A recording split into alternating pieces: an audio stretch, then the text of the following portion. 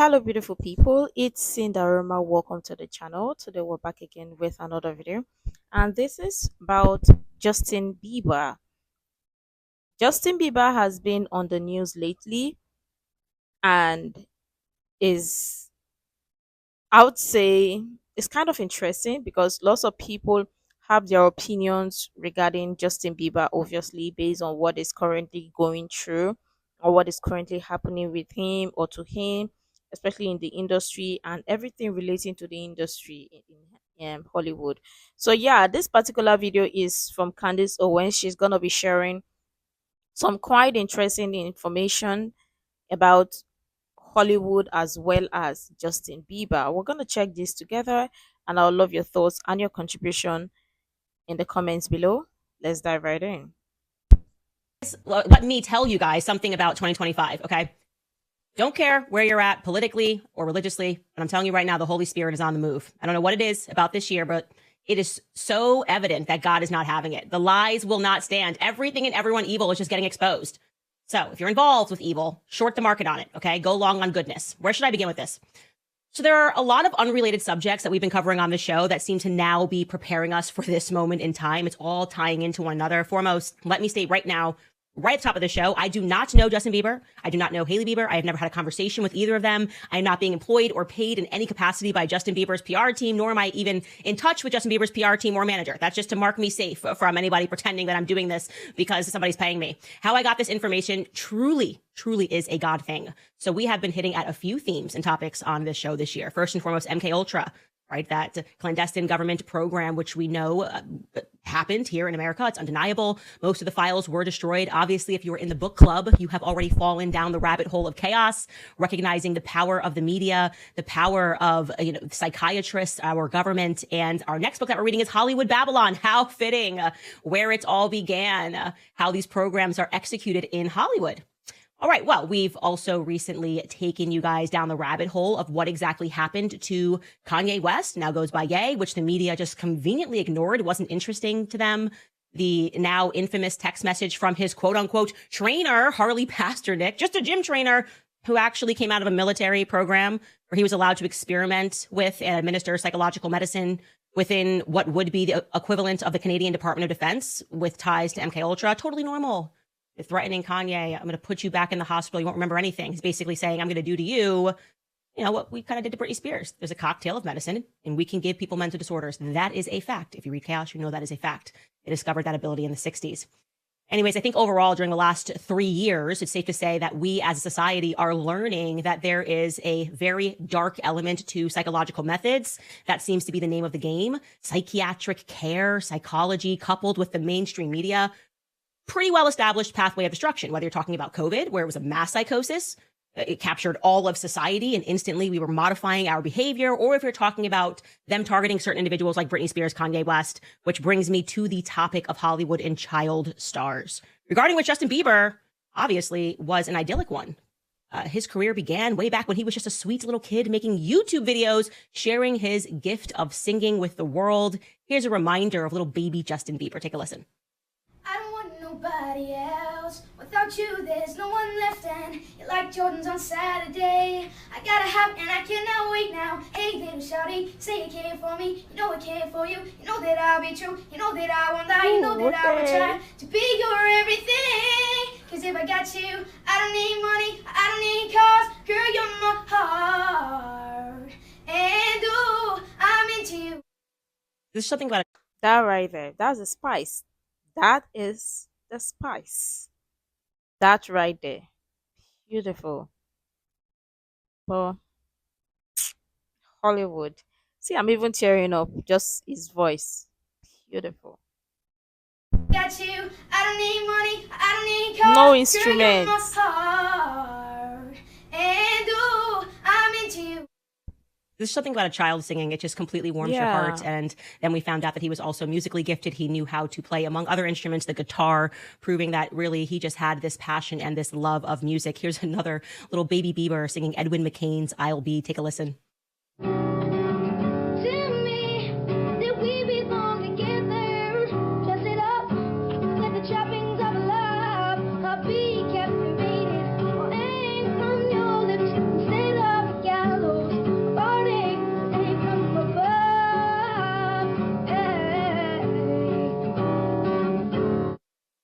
But before there was a Justin Bieber, let's just pause for a second.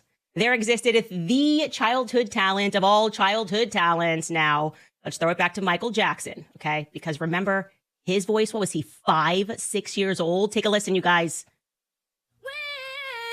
When I had you, I treated you bad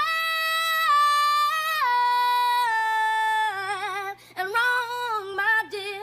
And God, since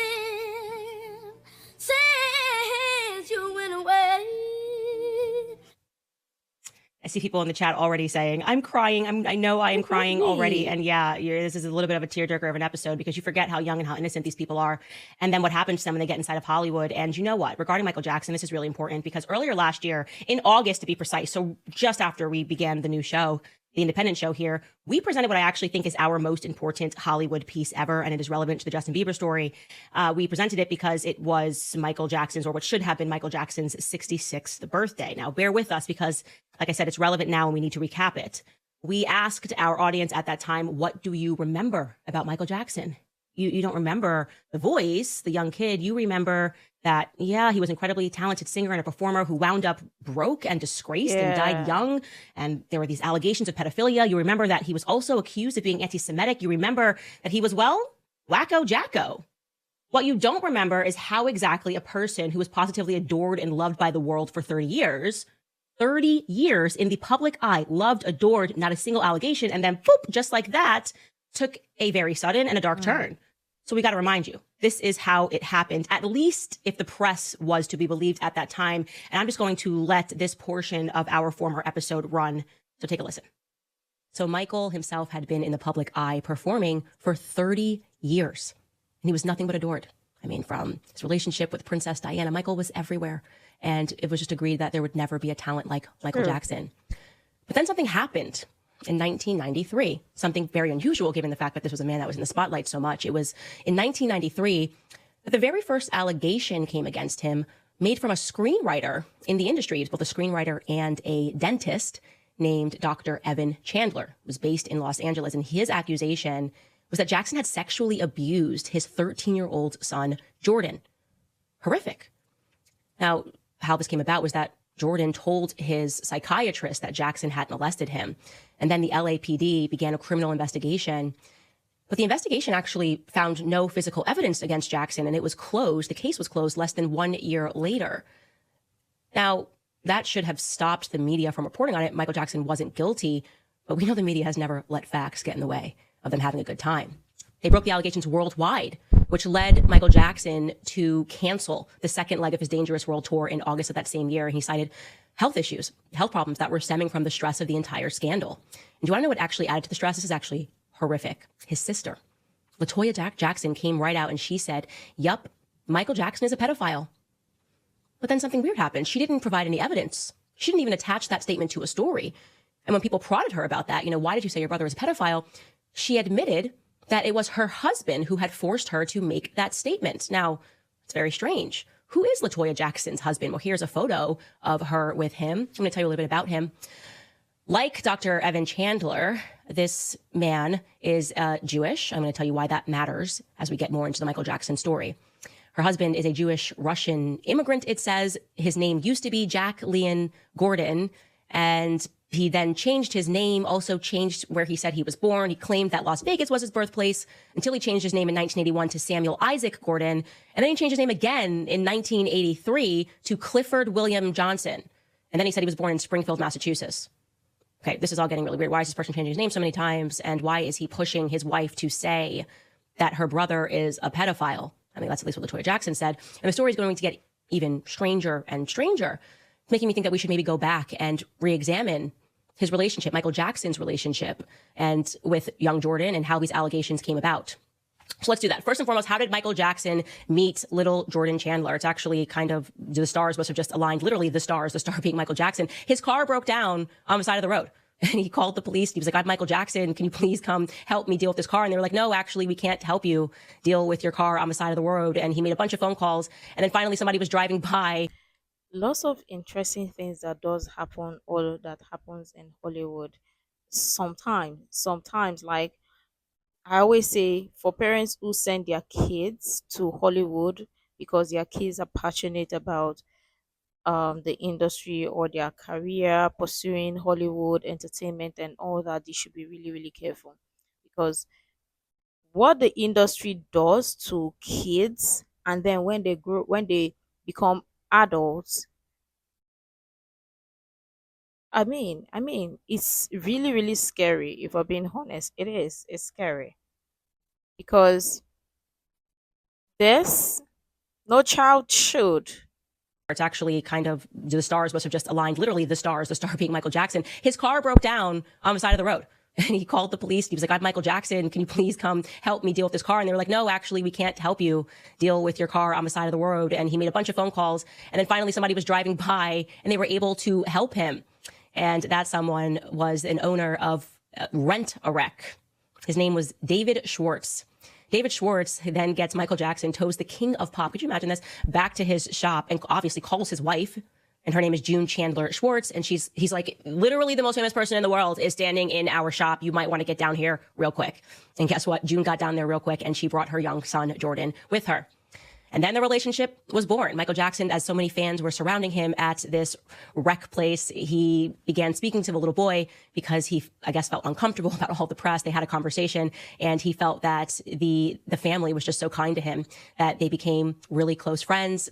He traveled around with Jordan. He brought Jordan's mother with him, took them everywhere, hosted sleepovers with Jordan, along with other young boys. Obviously, we all know about his Neverland Ranch, and our understanding of that up until this point was just that Michael Jackson always felt that he didn't have a childhood. And so he always felt badly for children and wanted them to have an experience, have a real childhood, and created a ranch to make that a plausibility. Like he wanted to create Disney World forever for children.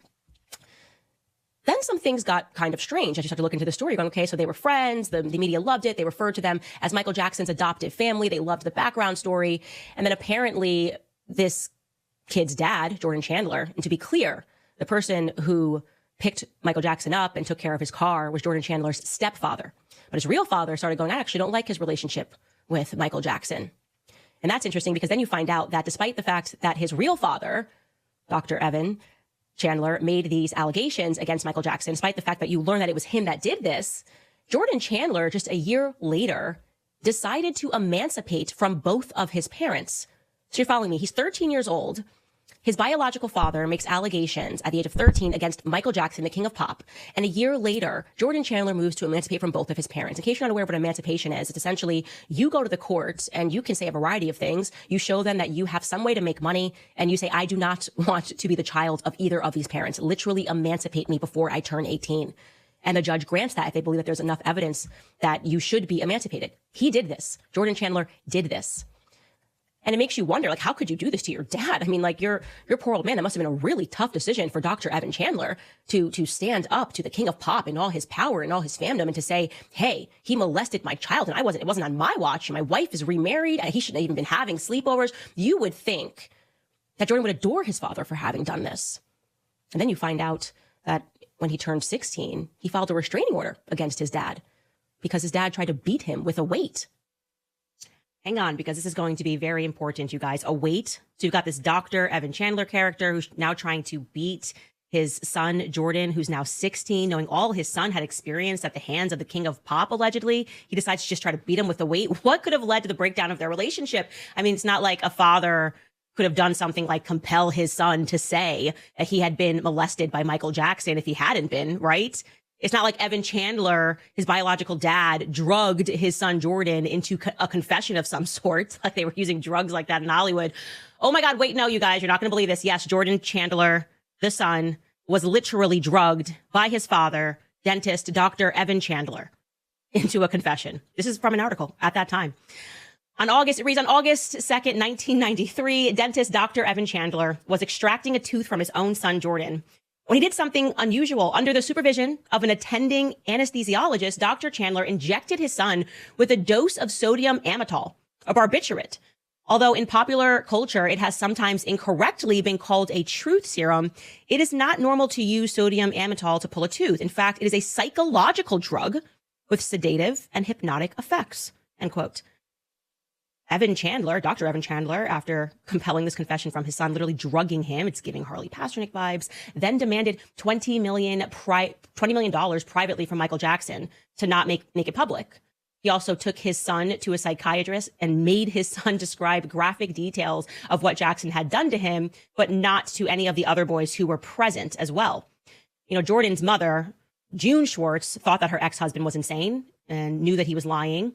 So Jordan's stepdad, the one who had initially picked up Michael Jackson, a man named David Schwartz, decided to confront the biological father and secretly record him. Like, what are you doing here? Why are you doing this? Here is that recording of Evan Chandler, the dentist from hell.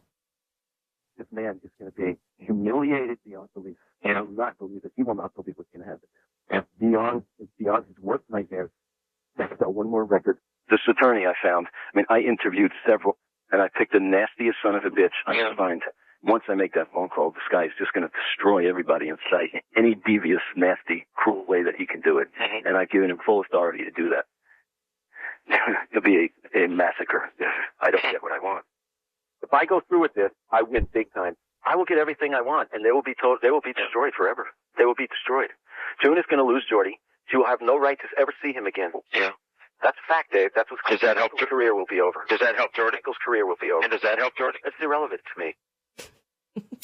It's irrelevant to me whether or not my son is helped. This is about money and power. He sounds like a really nice guy, really nice father. Even crazier update, by the way. Evan Chandler, that dad you're listening to, who started the initial allegation against Michael Jackson, well, he was kind of suicided. He committed suicide in November of 2009, 5 months after Michael Jackson was overdosed. You see, so many things about Michael Jackson passing, and when all of those allegations came circling and all that, so many things did not make sense. And lots of people had questions. And no, you're not wrong for asking questions. And this is what we always say, especially here on this channel: ask the necessary questions. We know there are some questions that you will never get the answers to, but sometimes when you start putting the pieces together, it starts making a lot of sense. And what Hollywood itself does to little kids, to kids, is insane. Nobody ever who goes into Hollywood as a child would ever recover from whatever trauma or whatever it is when they are an adult. It's gonna mess up their life. And that's just it. Because yeah, they go in with good intention, but to stay there, it's wild and it's crazy. Because even those allegations against Michael Jackson, you all know the story. But let me know what your thoughts are regarding this, because obviously lots of people don't believe it. Lots of people still believe that MJ is a P, but think about some things. Yeah. And even his passing, right? It raises a lot of eyebrow and lots of questions regarding his passing. Lots of people already have questioned that, all to no avail. But yeah, you're right to ask those questions. Yes, Evan Chandler shot himself in the head. There were no witnesses. There was no note. He was found by his building concierge. Okay. Now, of course, you know, like I know, and we all remember, there were more allegations against Michael Jackson. In fact, an explosion of more allegations that came almost 10 years later in 2003. And I now need to remind you about 2003. I promise you this is all very relevant to Justin Bieber. It began for Michael Jackson in 2003 when a boy named Gavin Arvizo accused Michael of child abuse, saying that he was under 14 at the time of the alleged crime. The singer was then charged with 7 counts of child sexual abuse, 2 counts of administering an intoxicating agent. What else do you guys remember from that time? We remember that Michael Jackson, we were told, was a drug addict, that he was caught on a recording by his doctor, the doctor who would eventually mistakenly kill him alongside Diddy's security, current security. And in the recording, Michael referred to Jews as leeches. Then the media labeled him worldwide as anti-Semitic. He'd never been called that before. It was also revealed that Michael had an enemy list, of which Tommy Mottola appeared. Yeah, alongside with Rabbi Shmuley. Yes, that Rabbi Shmuley. Illusionist Uri Geller, attorney Gloria Allred. I mean, is this all coming together? It's just all of these names that we're familiar with on this podcast. Also, he named the district attorney Tom Sneddon and Janet Arvizo, the mother of another Jackson accuser. So that's what we remember. Here's what you likely do not remember. And again, we're going to jump back into our episode 55. Take a listen. We don't remember even that Michael Jackson, despite all of those media headlines and being accused of being a pedophile, he actually won his case. Yeah, despite 10 years of investigation, no proof was ever actually produced. I'm going to allow Ian Carroll, one of my favorite TikTokers, to explain that to you. Take a listen. The FBI were investigating Jackson for 10 full years, and they presented no evidence of criminal conduct on Jackson's part. The files have been declassified, and you can view them yourself. They include a raid of his home where they confiscated all electronics. This is their ID number that you'll see. We're talking computers, hard drives, cell phones, where they say the amount of gigabytes. And then following are pages like this, where they have the ID of the different devices, and they all say nothing. Literally, they all say this. They found nothing. But that didn't stop the press from running made-up stories about how secret FBI files revealed that Jackson had paid millions in hush money to dozens of boys he had abused, despite the FBI files directly negating that statement. Well, that is an absolute fact. Michael Jackson was acquitted on all counts on June 13th, 2005. But of course, despite the fact that a jury acquitted him, despite the fact that the pop star had been vindicated in a courtroom, we know that's all about the media. It's all about what the media writes. The media tells you what a person is, irrespective of whether or not they have any evidence of whether the person is, in fact, what they say he is. That's the power of the mainstream media. Michael Jackson himself insisted that he actually was the victim of mother and son con artists, plus a prosecutor who had a vendetta. But a vendetta about what? And also, can somebody explain why he decided to, at the end of his life, become an anti-Semite, become a Jew hater? Oh, actually, yeah, Ian Carroll can explain that portion again, too. Take a listen. When you look into those allegations or those insults, you realize that because of his will that was probably fake and filed right before his death. So the will was signed on July 7th in Los Angeles by 3 witnesses. But Jackson's family pointed out that he was in New York that day and there's video proving it. So they changed their story. But the witnesses definitely saw it and it was just in New York. So anyways, because of this will, John Branca was put in charge of his estate, which included his net worth of $230 million, but far more importantly, his 50% share of Sony ATV worth $750 million. Yes, he was taking on Sony. He was going after the hand that feeds him. And when you look into John Branca, in 2003, Jackson fired Branca because he was siphoning money out of Jackson's accounts in collusion with Sony Music CEO Tommy Mottola and funneling it through a bunch of offshore accounts in the Caribbean. John Branca is Jewish, and Tommy Mottola is also Jewish. Plus, Tommy Mottola married Mariah Carey partway through his life when she was a young woman. He was an old man. And there are other allegations about that whole situation you can look up on your own. Yeah, so there you have it. Michael Jackson went to war with some very powerful people. And I don't know why, but I guess in his will, he wanted to leave everything to those very powerful people. He, as Ian mentioned, went after Mottola, Tommy Mottola, very powerful person in the industry who has connections, according to Vanity Fair, to the mafia, right? So we're talking about some people that could do some real harm. When you read that article, I advise you do, called it's entitled Tommy Boy, to learn about his history. And really, Michael Jackson was outwardly talking even about the things that Mottola had done to Mariah Carey. He referred to Tommy Mottola as the devil.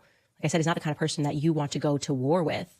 And not only that, Michael Jackson had the courage to call out how record companies cheat their artists. He wanted to stand up for these small guys and say, we cannot allow these sorts of things to go on anymore. Take a listen. Record companies. Before we even check this or listen to this, first of all, in the industry, where things really does happen, and sometimes, when some of these artists passes, and you just take a good look at it, and you start to understand that something about it ain't right. And yeah, it's true. But talk about MJ. MJ, even till now, till date, there have been lots of people have been asking those that question. I mean, that is like long ago. How many years is it? Questions. Because nothing about it makes sense. Are we gonna talk about Whitney? Questions. So I mean, for lots of people, the industry just give you like they present to you this glamour, so you don't see or you don't understand what actually happens in the industry and the game they play in the industry. and how they put people up against each other and move people like pawns. really, really do conspire against the artists. They steal, they cheat, they do whatever they can, especially the black artists. Tommy Mottola. Tommy Mottola is the president of the record division. He is a mean, he's a racist, and he's very, very, very devilish. That clip was from 2002, his declaration of war on the industry of people who he was alleging was intentionally stealing and selling artists short, and who he no longer wanted to work with because he wanted to be a free agent. He wanted nothing to do with these people. And as Ian said, he was fighting this war privately, and he was winning. At least he was winning it in the courtroom. But as I said, the courtroom doesn't dictate wins, does it? In that measure, everything that he was doing was really all in vain, because he is now remembered as Wacko Jacko. Title that was created for him in the mainstream media that really hurt him. In fact, he sat down with Barbara Walters and spoke about how much that name hurt him. Take a listen. You should not say he's an animal. Should not say he's Jacko. I'm not a Jacko. I'm Jackson. I have a heart and I have feelings. I feel that when you do that to me. It's not nice. Now I see some of you guys in the comments right now piecing it together. Why are we talking about Michael Jackson? And some of you are realizing, oh, okay, yeah, because the press attacks about Michael Jackson were not actually done in earnest. Yeah, in fact, what was happening was he was getting power over his own life, and like Ian Carroll exposed, was going to war with Sony and winning. And then, lucky for those executives, Michael Jackson died in very mysterious circumstances when he was overdosed by accident. Oh, totally an accident, this doctor. I'm sure it was an accident. So you guys have definitely seen a similar eruption of headlines about Justin Bieber. By the way, I'm about to show you headlines just in the last 48 hours, just within the Daily Mail. So let's forget everybody else. This is crazy. Daily Mail, last 48 hours. Here are some headlines. Inside Kendall and Kylie Jenner's desperate attempts to help Hailey and Justin Bieber amid split speculation. Here's another headline. How Selena Gomez really felt about Hailey Bieber's decade-long pursuit of Justin, according to insiders, as they make shocking claims about the model's tactics to snare the singer and say Selena was on to her game. Here's another headline. Justin Bieber reacts to wife Hailey hitting an event without him amid rumors of a marriage breakdown. Here's another headline. Hailey Bieber skips star-studded fashion trust awards red carpet despite her VIP invite amid rumors of strife with husband Justin. Now, what's going on there? Well, you're recognizing a theme. They are telling you that there's something wrong with this marriage. And obviously they are being paid a hefty sum, or they have a very powerful person that is insisting upon this. And by the way, we just picked those four from Daily Mail. It's ridiculous. I mean, it's everywhere. And the headlines are just getting to a point where it's almost comical. I mean, there's a picture of them walking together at Disneyland, and he's not smiling because nobody just walks like this and smiles as they walk down the street. And they're like, look at how miserable he is in this marriage. Look at how unhappy Justin Bieber is, right? And I am told that the purpose of that is that they believe that the first thing they need to do is break apart his support system. And this is a common method when you're engaging in a black propaganda campaign. You go after the family. My family dealt with this last year, so I'm very familiar with it. We had journalists that were calling, trying to ask people if all of the press around me was interrupting me and my husband's relationship. And actually it was the exact opposite. It brought us closer than we ever thought we could possibly be. Our marriage was already perfect, and we got into another level because we knew it was us against the world. And I can tell you, you can take this all the way to the bank, that Justin Bieber and Hailey Bieber are not on the rocks. They are just being attacked. Some of these attacks are paid campaigns, which you are seeing. Some are organic responses to these paid campaigns. So you have some people who they're being told and targeted to go after him and to go after Hailey Bieber and to make it relentless. Okay. Person that came to me was somebody who had a conscience. This is always how stories come to me. It's somebody that's on the inside who has a conscience and feels guilty about what they are partaking in. And it's almost like, they don't have the sacrament of confession, but they feel like if they do something, and they presented to me definitely concrete evidence of the fact that this family is going through a black propaganda campaign. I am being told, unbelievably, that the PR firm that is engaging in this behind the scenes, and I'm going to say allegedly here, is Stephanie Jones PR. Cannot make this up. The one that is engaged in the lawsuit right now with Justin Baldoni. I told you about this woman a while ago.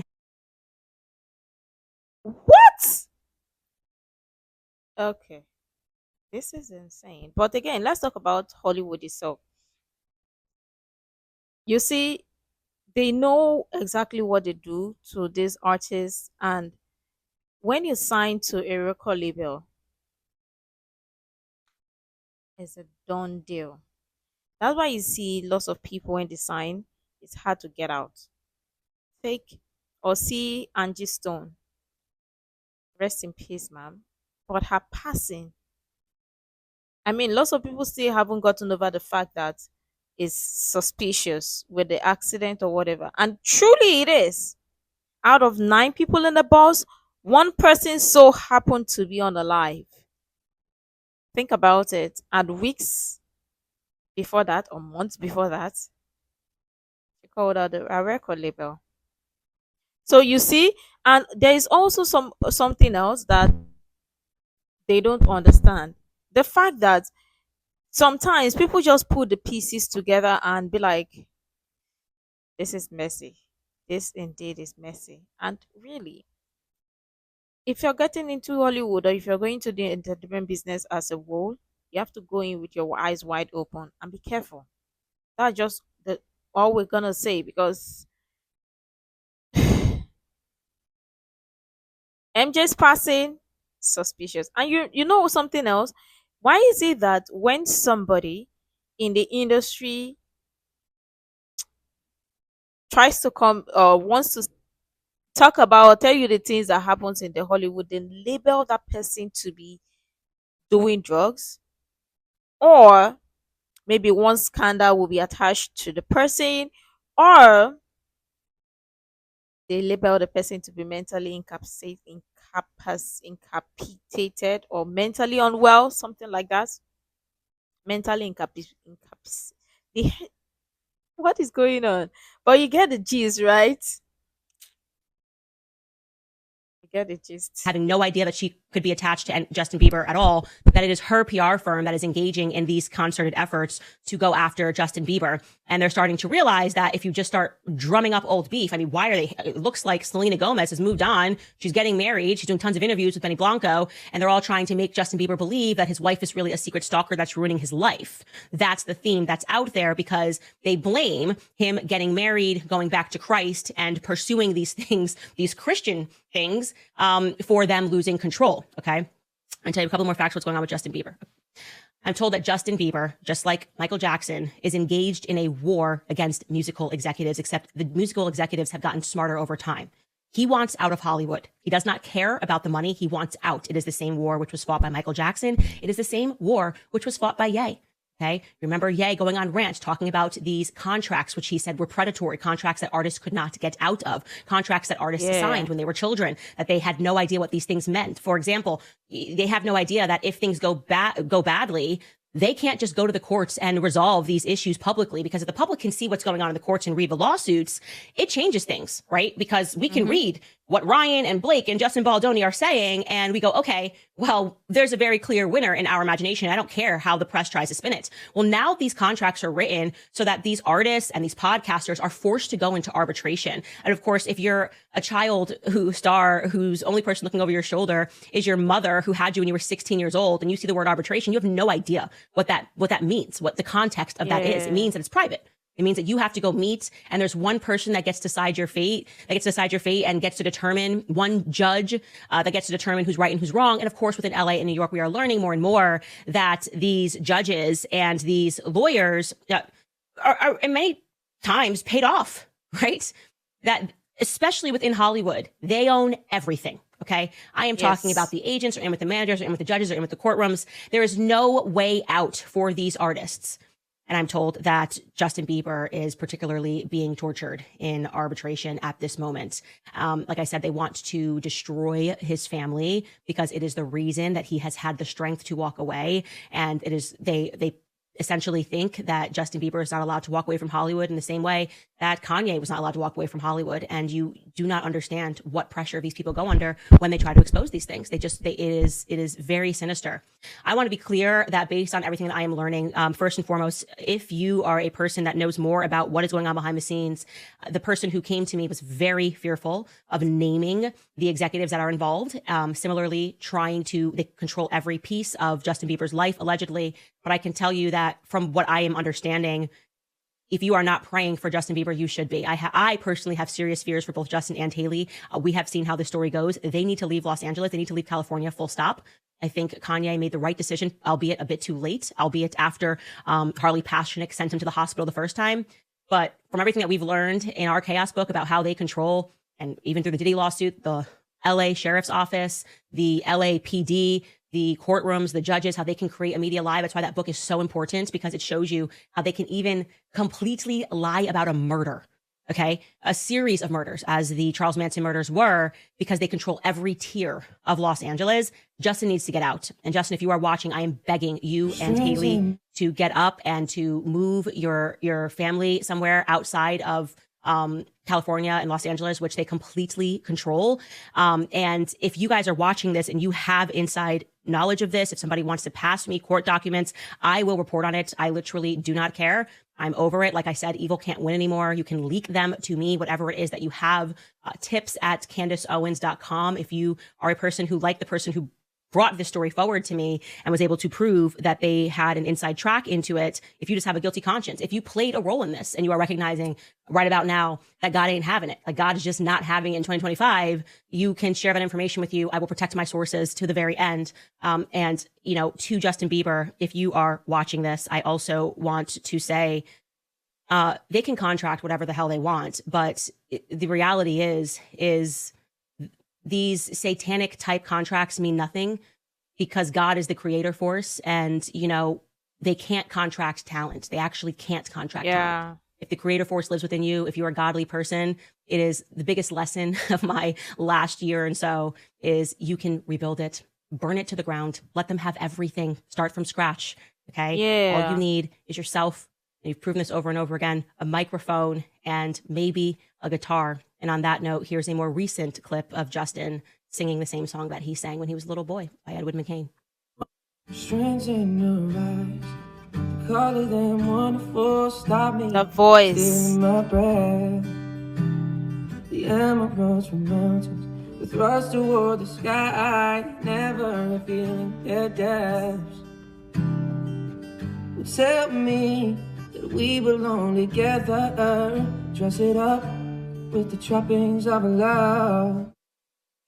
The talent is you, Justin Bieber. The fans are all of the millions of people who had their hearts won by you and your talent around the world. And if you are wanting to, as you have demonstrated, you know, lean into this next phase of your life where it is about family and it is about Christ, then know that there is absolutely nothing that can stop you. Just speak. Literally, I am begging you. Forget the contracts, violate them all.